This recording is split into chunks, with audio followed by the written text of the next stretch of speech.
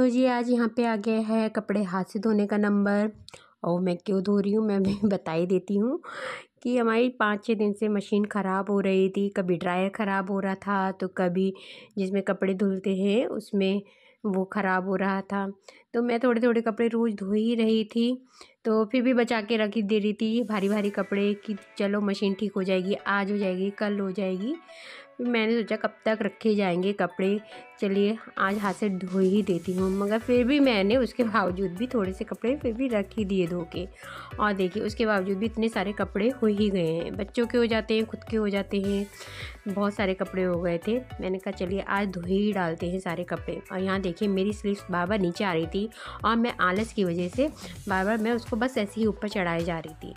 फिर थोड़ी देर बाद मैंने इसको ऊपर फोल्ड कर ही लिया जब ये बार बार परेशान कर ही रही थी।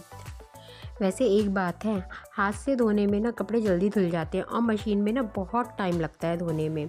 वही लग जाते हैं 3-4-5 घंटे लग ही जाते हैं कपड़े धोने में, क्योंकि हम बार बार मशीनों को घर के साथ और काम के साथ साथ ना बार बार घुमाते ही रहते हैं।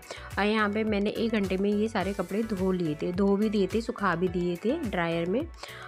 तो फिर मैं बस यहाँ पे कपड़ों में निकाल दूँगी। मले तो मेरे सारे कपड़े गए हैं, अब बस पानी निकाल दूँगी मैं जब तक इनका सर्फ का पानी अच्छे से निकल नहीं जाता।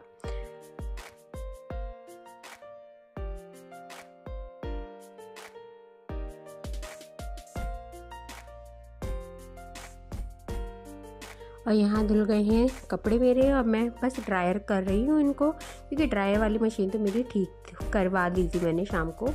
मैंने कहा चलिए, वरना तो मेरे रोज़ ही कपड़े गीले ही मैं वैसे बाहर डाल देती थी और वो 2-3 दिन मेरे लग ही जा रहे थे उन कपड़ों को सूखने में, क्योंकि वूलन के कपड़े बहुत मुश्किल से ही सूखते हैं बिना ड्रायर के। तो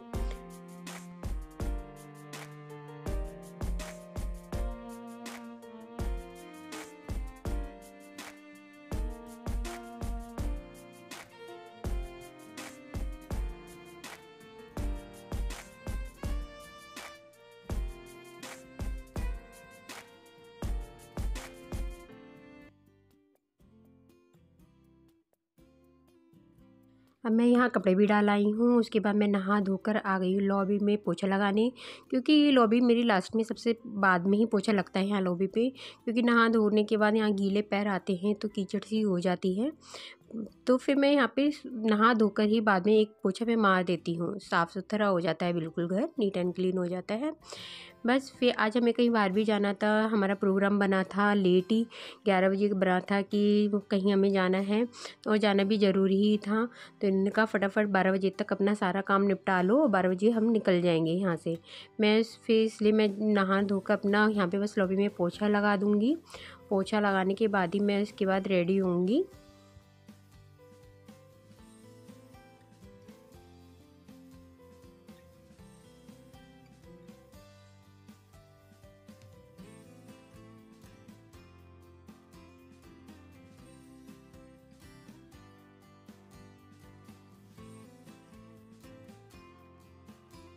और हाँ, मेरे यहाँ थोड़े से किचन में बर्तन भी थे चाय नाश्ते के, तो मैंने सोचा हैंड टू हैंड इसको भी कर ही देती हूँ। थोड़े से बर्तन क्या ही छोड़ के जाऊँ। वैसे हमारे यहाँ काम वाली आंटी आती हैं, मतलब कि बर्तन धोने के लिए आती हैं आंटी, हमने लगा रखी हैं, क्योंकि जॉइंट फैमिली है हमारी। तो बर्तन बच्चे भी लगाते हैं, बड़े भी लगाते हैं, तो बर्तन हो ही जाते हैं बात के बर्तन। वरना हम खाने के टाइम तक के तो सारे ही बर्तन धो के रखते हैं। सुबह आंटी आती हैं, वो सारे बर्तन रात के धो जाती हैं। उसके बाद जितने भी बर्तन लगते हैं चाय नाश्ते के, वो हम टोटल धो के रखते हैं। चाहे भगोना हो, कोई भी चीज़ हो, हम धो के रखते हैं। सिर्फ हमारे खाने के बर्तन होते हैं, उसके बावजूद भी हमारे बहुत बर्तन शाम को हो ही जाते हैं, क्योंकि सभी समझते हैं कि भाई एक जॉइंट फैमिली होती है तो भाई सिर्फ बर्तन होते हैं, बच्चे भी होते हैं, किसी को रोका टोका नहीं जाता है कि जी क्यों लगा रहे हो क्यों नहीं। तो हम बर्तन हैंड टू हैंड काफ़ी बर्तन कर ही लेते हैं।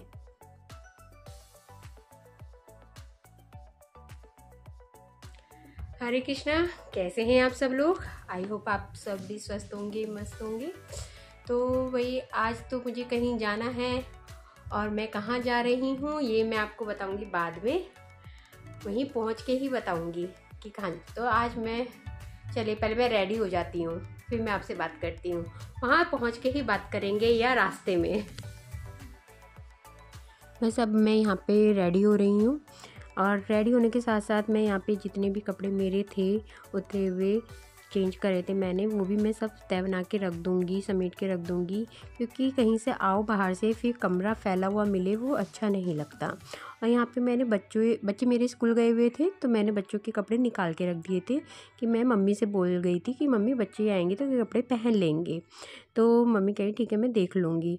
बाकी सारा कमरा मैं साफ़ सुथरा करके ही गई थी, मगर यही है ना कहीं से आओ तो कमरा साफ़ सुथरा मिले तो वह अच्छा लगता है देखने में।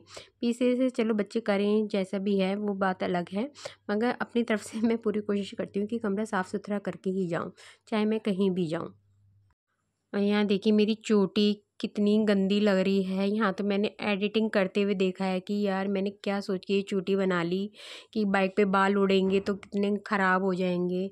और अब देख के मुझे इतनी हंसी आ रही है, अफसोस भी हो रहा है यार मैंने क्या बनाया है, ये कितनी बुरी लग रही हूँ मैं। पीछे से तो बहुत ही गंदा लग रहा था मुझे यार मुझे देख देख के हंसी भी आ रही थी।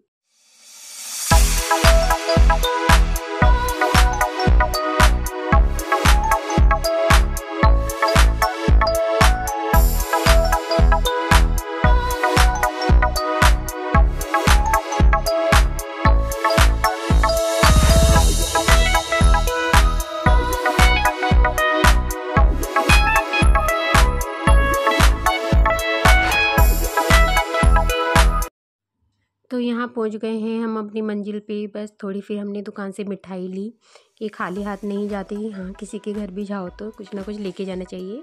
तो मैंने कहा चलिए मिठाई ले लेते हैं यहाँ पे। तो बस यहाँ से बाइक से उतरे, हमने मिठाई ली, फिर हम पहुँच गए उनके घर। तो ये है हमारी बड़ी वाली दीदी यानी मेरी बड़ी वाली नंद, और ये है उनकी छोटी बेटी अंशिका। तो इसकी काफ़ी दिनों से तबीयत ख़राब हो रही थी, तो हमें पता चला था 2-3 दिन पहले ही। तो हमने सोचा चलिए आज ट्यूसडे है, इनका ऑफ भी है तो इसे देखने चलते हैं। तो हम इसलिए बच्चों को छोड़ के हम इनको देखने आ गए थे कि चलो देख भी आते हैं। और यहाँ पर बस हंसी मजाक भी हो रही थी, बातें शातें हो रही थी हमारी। तो यहाँ पे बस मैं अब वीडियो को ज़्यादा नहीं बढ़ाऊँगी, क्योंकि अगर मैं यहाँ की और वीडियो आपके साथ अभी शेयर करती हूँ तो बहुत लंबी हो जाएगी। इसी के साथ आपको ये वीडियो मेरी कैसे लगी लाइक सब्सक्राइब कर दीजिएगा और इस वीडियो में आगे तक बने रहिएगा। Good bye.